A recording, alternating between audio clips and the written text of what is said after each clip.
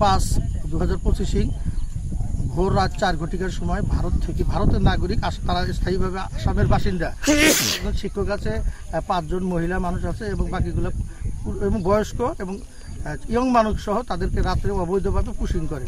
এখানে বাংলাদেশে প্রবেশ করানোর পর বাংলাদেশের বিডিআররা তাদেরকে ফেরত দেওয়ার জন্য লঞ্চে নিয়ে যায়, সেখানে তারা অবস্থান করতেছে।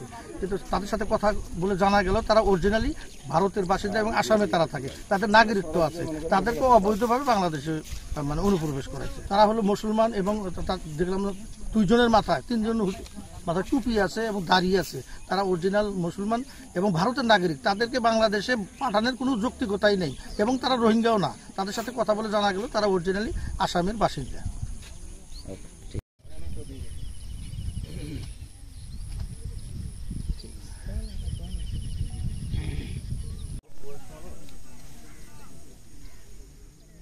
আপনি যান, ভয় পায় না, আপনি একটু দাঁড়ান। 5 জন হচ্ছে মহিলা, 9 জন বেড়া খান।